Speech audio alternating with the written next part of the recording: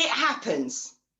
And the whole thing about stress busting is that when we hit rock bottom, we need to stop digging and start climbing. And that is what today is going to be all about. But the question is, why do we dig?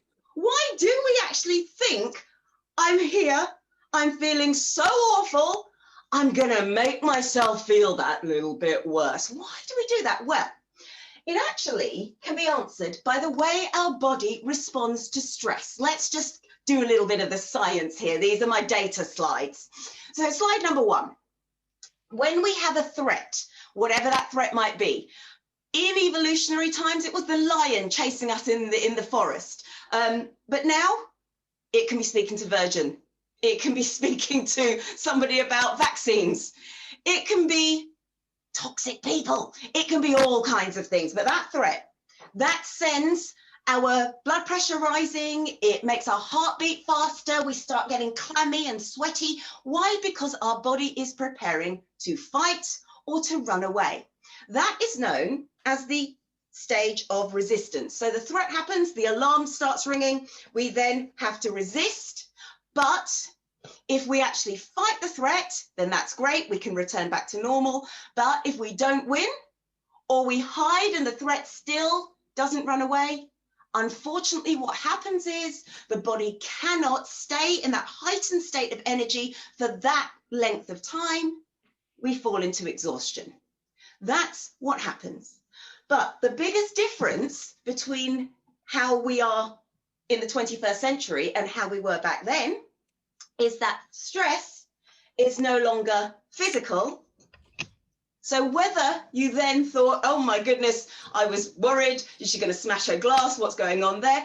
No, that's no threat there at all. That was psychological. That's the threat of the 21st century. It is simply our brains.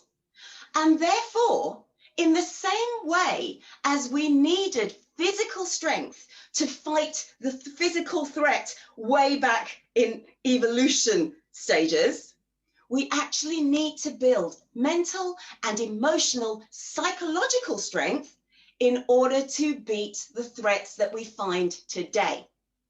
So let's think about how the fight and flight response actually works. Let's take the example of speaking to Virgin Media.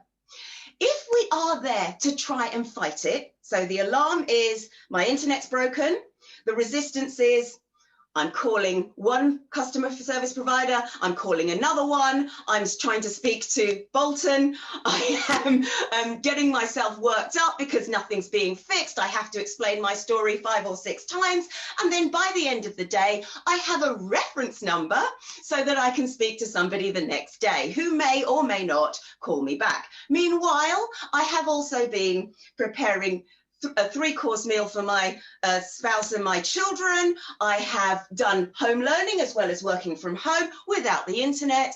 And I've also been able to have a parent-teacher conversation over the phone about why my child is failing at school. That is what we have to do when we're fighting.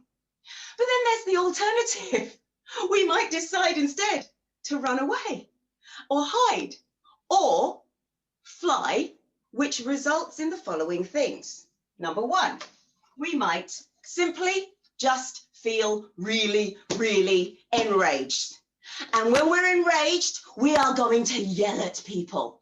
We are going to have a go, no matter who we're having a go at, because it makes us feel better.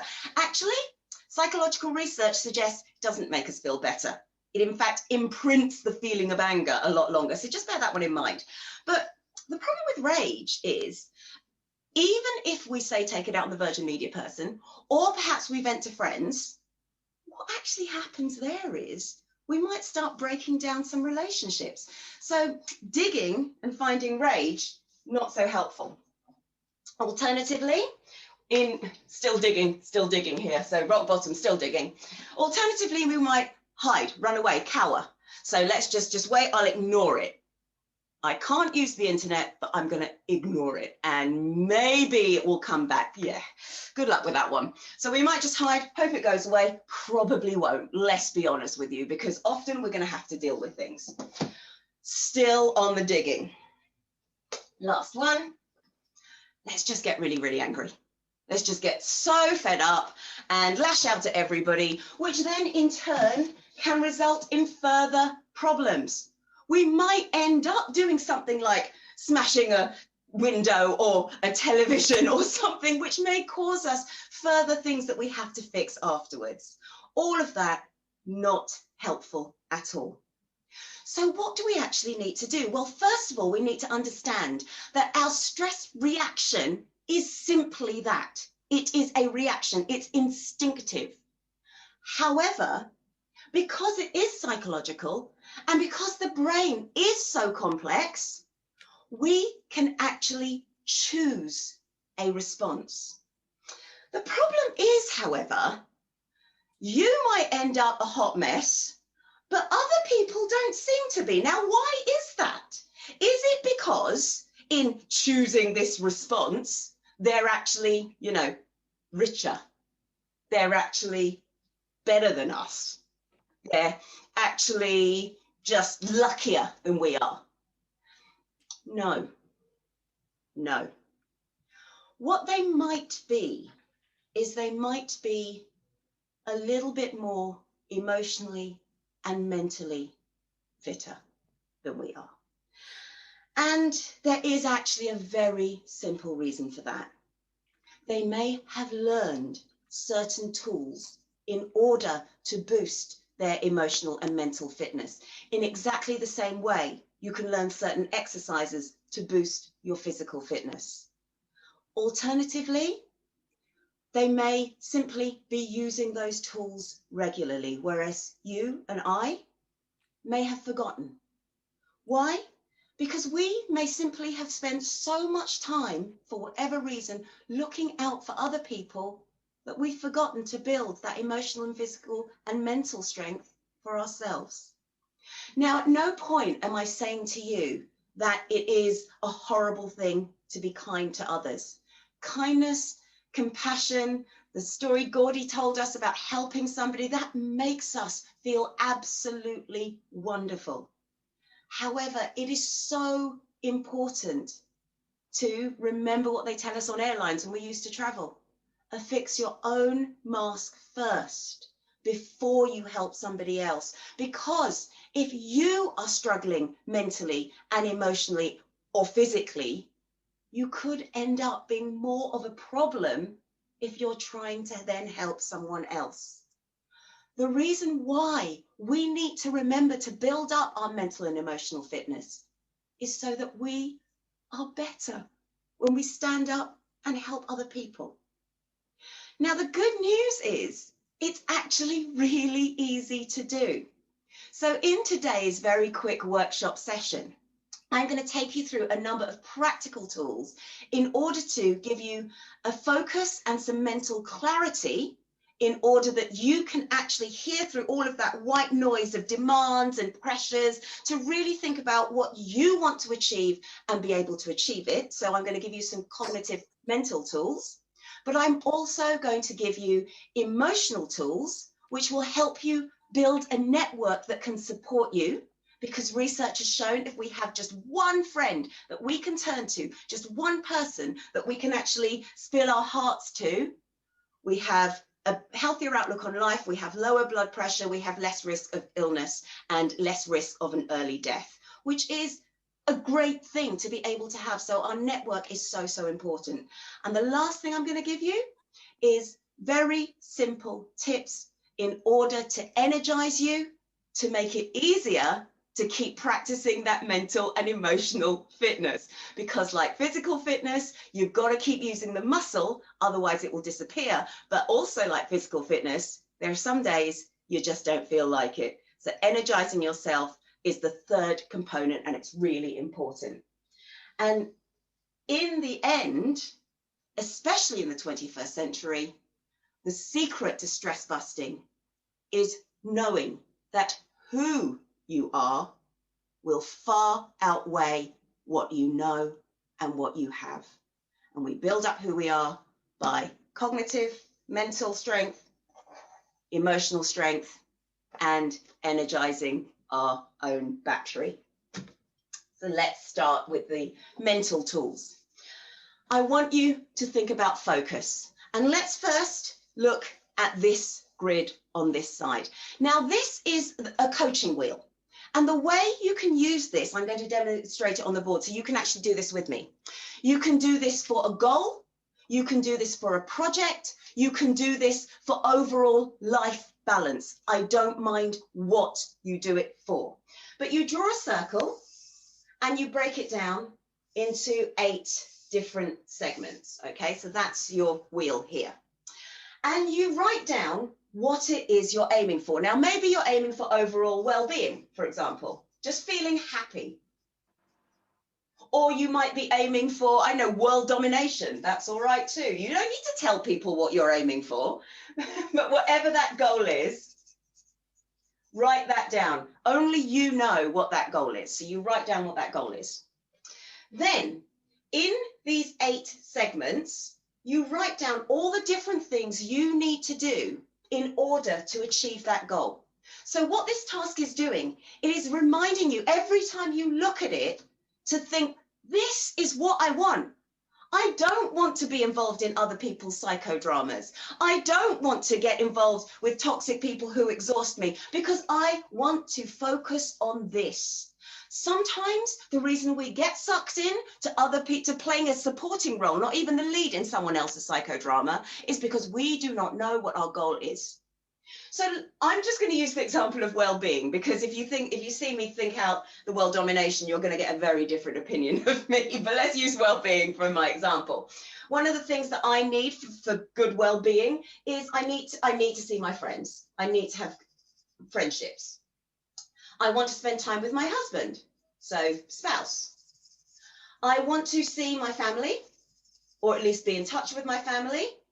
I also love my job, so my career is here. Finances, I need to know where my next paycheck's coming from. And then the others might be, actually, I really like spending time with my pets, so I like going out. I like to exercise. And I also like to have time to read. That's just something that gives me a lot of pleasure. So if I'm doing all of those things, generally, I'm feeling pretty good. But the next step after you've written those things down is to see how far you are. If this is 0 and this is 10, I want you to mark on this wheel where you are. So with my friends, I'm not actually seeing them all that much, but I speak to them on WhatsApp, so we're about there. I see my husband all the time, but actually because he's working on shifts and I'm working on a timetable, we don't see each other all that much. I see my dad quite a lot, which is lovely because I'm his care bubble and he has a lot of hospital appointments, so I see him quite a lot. I'm pretty happy with my career. We're pretty much good up there at the moment. I'm lucky to be still working. And so with that, my finances are okay. Walking my dog regularly, exercising regularly, and reading regularly. Now, the reason why we do this, we think about this, is because the tendency that we have, if we don't have a visual representation, is to do the things that are easy.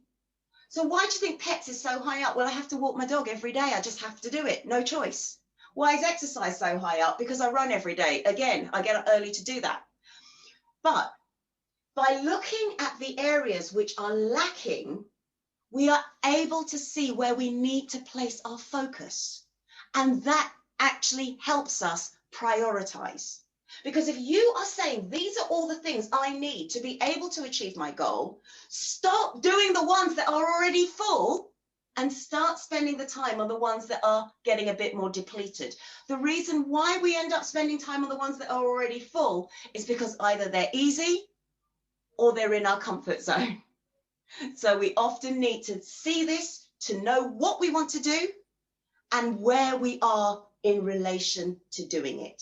So this is one of my favorite tools to start off to really get your focus clear and work towards your goal and know how to reach it. So that's the first thing. But the second thing you may have come across is this quadrant.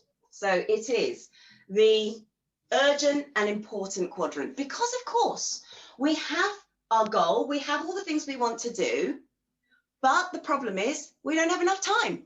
So this is an excellent time management tool. And this is how you can work it. If something is urgent and important, it goes up in this corner. If it is important but not urgent, it goes here.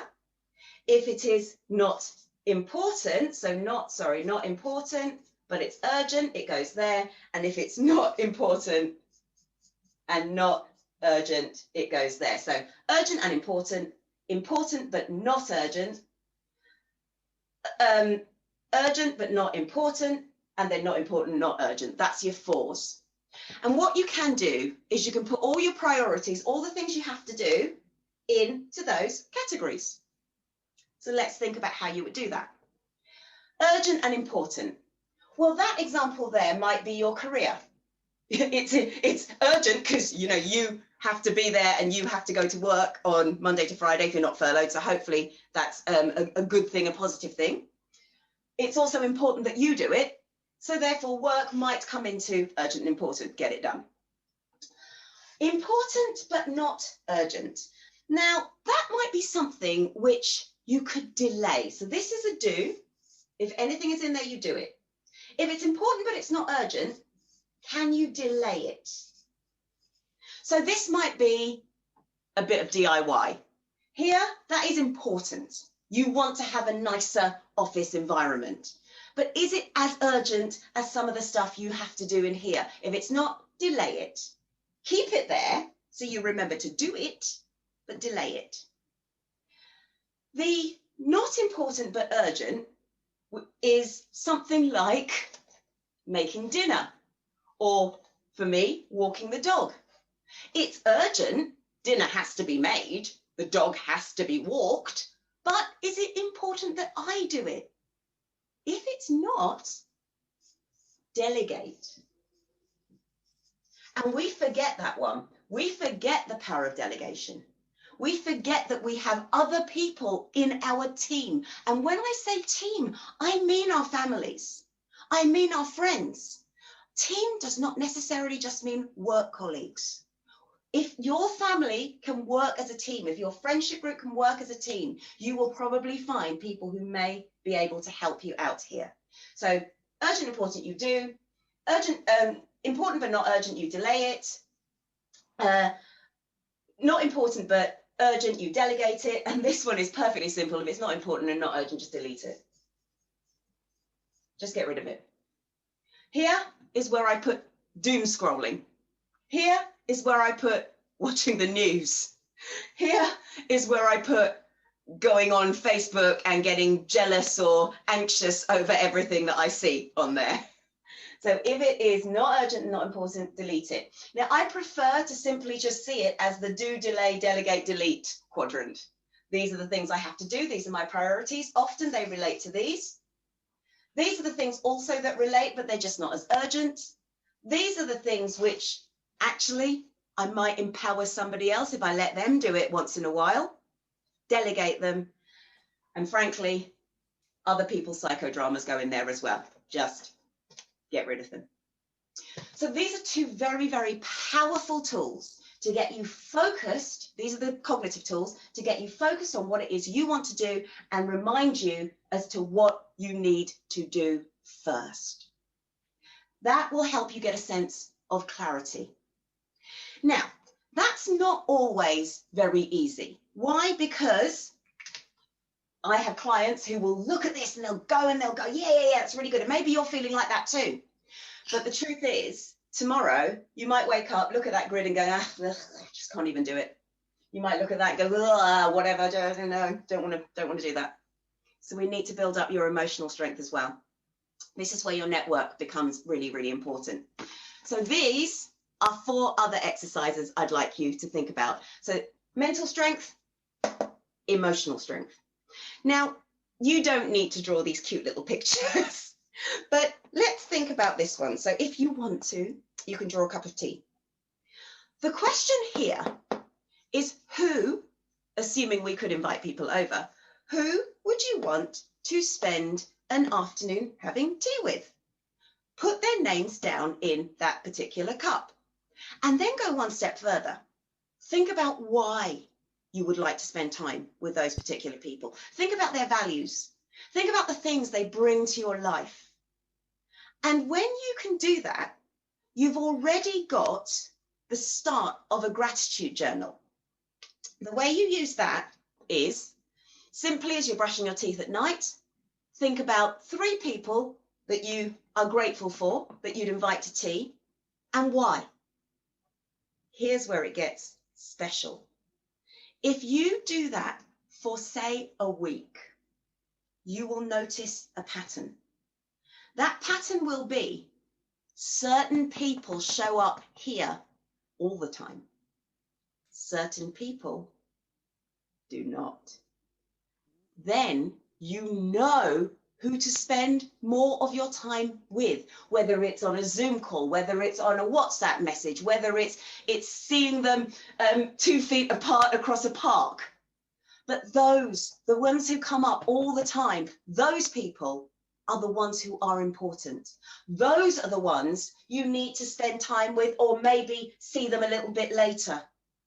But the ones who don't come up all the time, question mark this. The ones who don't come up that end up playing on your mind, question mark this. Now, here's my second secret. What if you don't actually want to delete them? Or what if you can't, okay? Well, that's easy. I simply do the gratitude exercise, notice who comes up the most, then I just choose to spend more time with them. And then the easy thing happens, all the toxic ones, they just get frozen out. They just get eased out. I don't have time for them.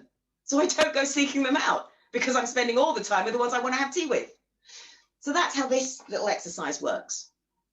There's a second part to this exercise though as well. Those people, you need to remember that friendship is two-way. All those values, all those things that you love, you best be showing to these people as well. Otherwise, they're going to start thinking, do I want to delete this person? And this is where the thought process comes in. Tell them. Tell them. Drop them a text. Do it right now. Tell them, I'm really grateful to have you in my life because of whatever. Tell them why. You may also, the first time you call them, may want to put at the end, well, I was in this comedy session and the strange lecturer said, I needed to call you, because otherwise they're going to text you back and they're going to say, are you drunk? But why should it be like that? Why shouldn't we simply be able to just tell people we love them without being drunk? So I made my world like that. You can make your world like that too. Know who you love, tell them you love them. Now, this one. This is a slightly different one. It's kind of similar, but not exactly the same. These are not necessarily people that you see every day and want to maintain a friendship with. These people are people that maybe you've lost touch with. Mentors, people that inspired you, teachers, people who made a difference in your life perhaps a long time ago. Or they can even be people you want to reach out to now too. And here, the challenge is to just simply reach out to them. Write them a letter. Write them a text, a tweet, a Facebook message. It doesn't matter if they don't respond because you weren't necessarily in touch with them anyway. But if they do, then that connection is such a wonderful thing because they meant something to you in the past. Those feelings will be enough to re-energize and warm your heart again. And you never know, you might rekindle an old flame, rekindle an old inspiration that perhaps you never knew you could still have. So that's just something, an added extra. This last one, we're still thinking about gratitude here, but this last one, that's about you. I want you to think right now, and I want you to think of your automatic reaction when somebody says to you, thank you so much, thank you. Now, is it, it's nothing, don't mention it, oh, it's fine, don't worry about it, it's just my job. Is it like that? If it is, you need to learn to appreciate gratitude. Because if you don't, if you keep saying, no, it's nothing, forget it, it's just my job, whatever, chances are you will also be the same person who is thinking, oh, no one thanks me. No one likes me. No one appreciates me. They do. You're just not hearing it. So what you can do, catch yourself if you do it. But when somebody says thank you to you, especially if they've told you why, smile at them and say, you're very welcome. Don't dismiss it. And actually that has an extra benefit. It tells that other person, I've heard you and I appreciate you saying that. Because as we know in the world, thanking people is not actually all that natural to a lot of people, which is why I sadly have to put the caveat on this one. But somebody told you to do it. So that's why if somebody reaches out to you and says thank you and appreciates you, hold that thought, respect it for what it is, and say to them, you're very welcome. Not only does that make you connect with them better, but actually it connects with you better as well. And you will begin to value yourself as somebody who has touched the life of somebody else. Now that is pretty valuable. So, mental tools, emotional tools, but there's a third. And that third is daily energizers. You need to top up your energy tank. Because if you do not do that, you, with all the will in the world, will lose the motivation to do this. You will lose the motivation to do that. So here are the easy things that you can do.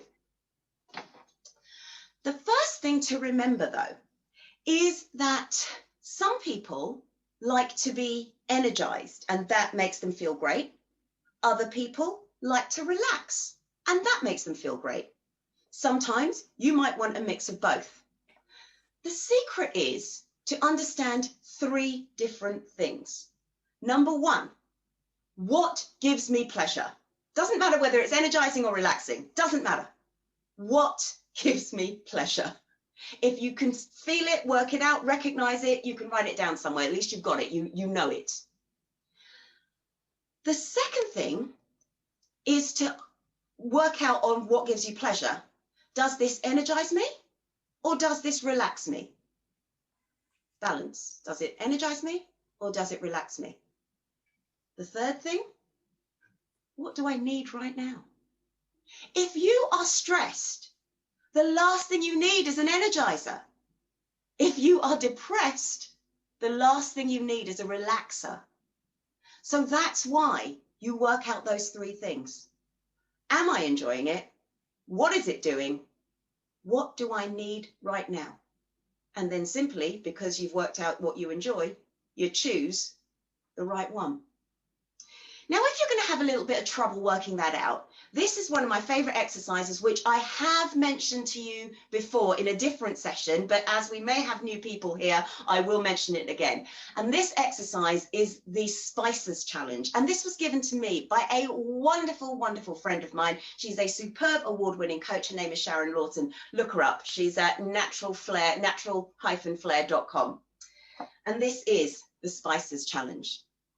The special thing about the Spices Challenge is it takes you around 6 different types of energizers or relaxers. 3 of them are energizers, 3 of them are relaxers. The first is social. If seeing people energizes you usually, or maybe it calms you down, then that might be something that you can try. So the challenge is try something social, whatever that might be. That social might be volunteering. It might be seeing people. It's up to you what it is. But that social thing, give it a go. The next is physical. That's another energizer. Going for a run, doing some exercise, dancing. Physical. Sex can come under there as well, although that might work as a relaxer for some. Intellectual pursuits. Being intellectual. Now that one also tends to be an energizer. Doing a new cause, reading something and trying it out, learning a new skill. The reason why the acronym is SPICES is because it adds flavor to your life. But the reason why I ask you to try these different things out is because most of us have a comfort zone of feel-good things. And actually, just because we haven't tried something doesn't mean it won't work for us. So the more things we try, the more we have in our artillery, the more we can bust stress when it occurs. Creativity. Express yourself through song, through dance, through poetry, through journaling, through writing. That is quite often, especially if you're doing it for yourself, that can be quite a relaxing thing because it gets out a lot of the feelings. Spiritual. Maybe that is meditation. Maybe that is affirmations. Or alternatively, it can simply be going for a walk and listening to the birds. That gives us a connection with nature. Humans love nature, and we actually, it's known as biophilia. We are very connected to it. It can make us feel a lot better. And the last thing is emotional. And that might be watching an old rerun of something, just makes you feel comfortable.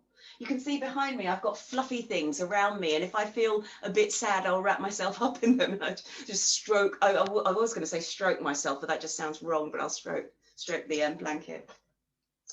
But unless you try them, how do you know what's going to work for you?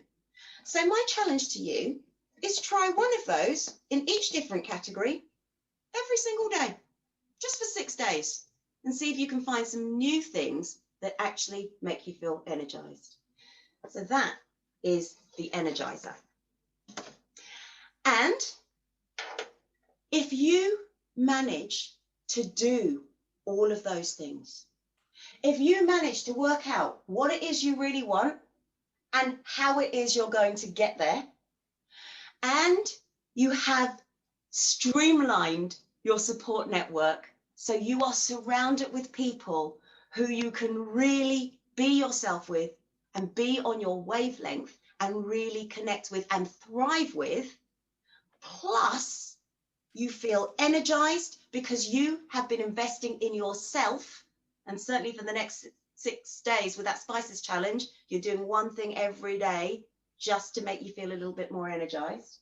Then you might find that the anger that you would have used for digging becomes assertiveness.